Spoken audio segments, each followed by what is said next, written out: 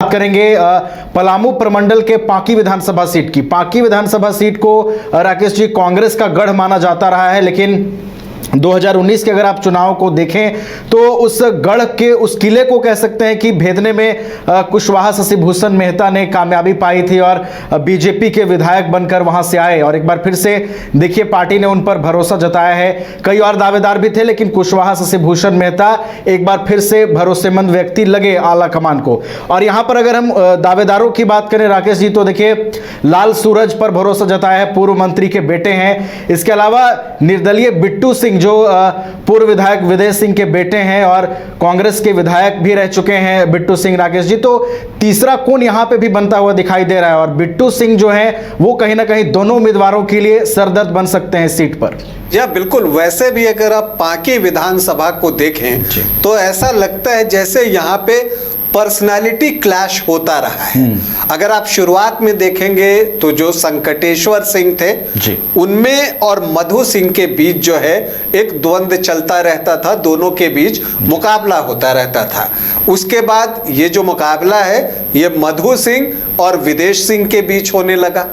फिर यह मुकाबला आगे बढ़ा तो विदेश सिंह और कुशवाहा शशिभूषण मेहता के बीच होने लगा और बाद में उसमें बिट्टू सिंह की एंट्री हुई विदेश सिंह की मृत्यु के बाद, तो वो आ गए। अब एक और दिलचस्प बात है कि एक समय जो मुख्य प्रतिद्वंद्वी हुआ करते थे विदेश सिंह और मधु सिंह, अब दोनों के बेटे आमने सामने हैं। मतलब कि बिट्टू सिंह देवेंद्र सिंह जो हैं वो विदेश सिंह के बेटे हैं और जो आपको लाल सूरज हैं वो आपको मधु सिंह के बेटे हैं। तो ये दोनों इस चुनाव में आमने सामने हैं और शशिभूषण मेहता जो हैं वो चाहते हैं कि वो दोबारा यहां से जीत हासिल करें।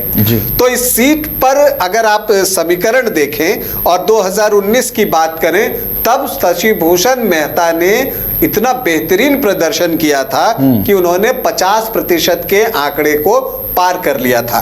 52.38% वोट लाने में वो सफल रहे थे और 37,190 वोटों की बड़ी जीत यहां पर दर्ज की थी। उससे पहले जो बाई इलेक्शन हुआ था उसमें बिट्टू सिंह जीतने में सफल रहे थे। अब अगर इसको आप ऐसे देखें कि झारखंड बनने के बाद अगर आप देखें तो आप देखेंगे कि विदेश सिंह और फिर बाद में बिट्टू सिंह, उनका दबदबा रहा इस सीट पर अगर हम पिछले चुनाव को छोड़ दें तो। इस बार कांग्रेस ने बिट्टू सिंह का टिकट जो है वो काट दिया और उनकी जगह लाल सूरज को टिकट दिया। पिछले चुनाव में लाल सूरज जो है वो शशिभूषण मेहता की मदद कर रहे थे, लेकिन इस बार जो है वो उनके सामने लड़ेंगे। जहां तक लाल सूरज की बात है तो वो बीजेपी के टिकट पर जो है 2014 में जो है वो चुनाव भी लड़ चुके हैं। लाल सूरज जो है 2016 बाई इलेक्शन में, माफ कीजिएगा, वो बीजेपी के टिकट पर चुनाव लड़ चुके हैं और उससे पहले वो जेएमएम के टिकट पर भी चुनाव जो है वो लड़ चुके हैं। तो इसका मतलब यह है कि 3 प्रतिद्वंद्वी जो कि इस विधानसभा क्षेत्र में एक्टिव हैं उनके बीच ये मुकाबला होने जा रहा है। लेकिन इन सब के बीच जेएलकेएम ने भी अपना प्रत्याशी उतारा है, ओमकार नाथ जायसवाल यहाँ पर। अच्छा राकेश जी, देखिए यहाँ पर एक और उम्मीदवार है जिनका हम नाम भूल रहे थे।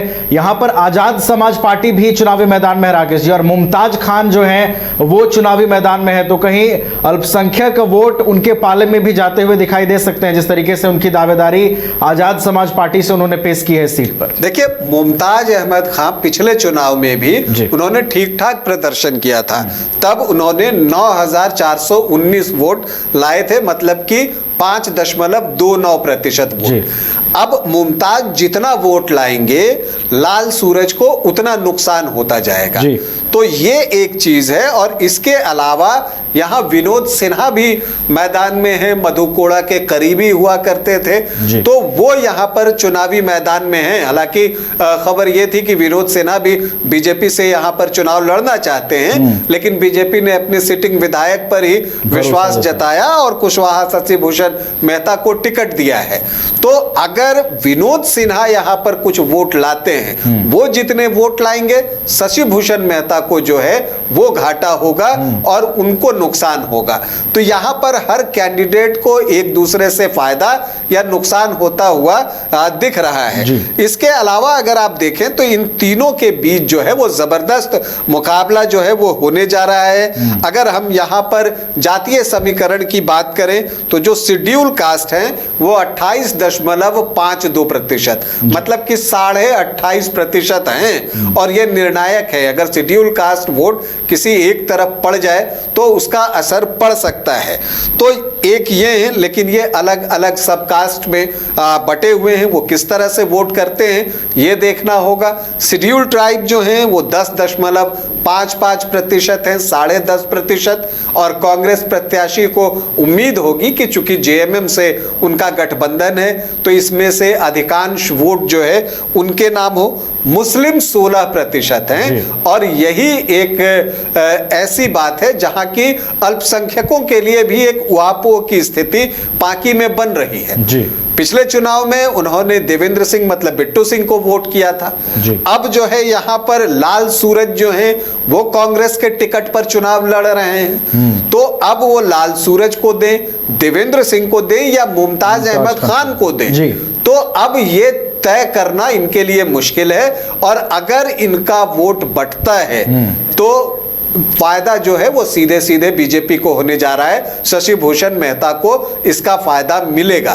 तो अब अल्पसंख्यकों के सामने चुनौती ये होगी कि पहले तो उन्हें तय करना होगा कि बीजेपी का नियरेस्ट राइवल है कौन। जो नियरेस्ट राइवल होगा वो उसकी तरफ जो है वो जा सकते हैं, लेकिन मुमताज अपने हिस्से का वोट लेंगे ही लेंगे। इसके अलावा जो है देखिए देवेंद्र सिंह जो बिट्टू सिंह हैं वो भी जोरदार चुनाव लड़ेंगे, इससे आप इनकार नहीं कर सकते। और ये बताना बड़ा मुश्किल है कि बीजेपी का मुकाबला है किससे, देवेंद्र सिंह है मुख्य मुकाबले में या फिर जो है वो लाल सूरज है। पहले 3 स्थान पर कौन रहेगा, वो इन्हीं तीनों में से कोई रहेगा। तो यहां पर एक त्रिकोणीय मुकाबला पूरी तरह से बन गया है। और जब त्रिकोणीय मुकाबला बनता है नवीन, तो कई बार 35-40% वोट में भी आपका काम जो है वो बन जाता है। तो अब देखना है कि कौन जो है ज्यादा मत लाकर पाकी में फतह हासिल करता है।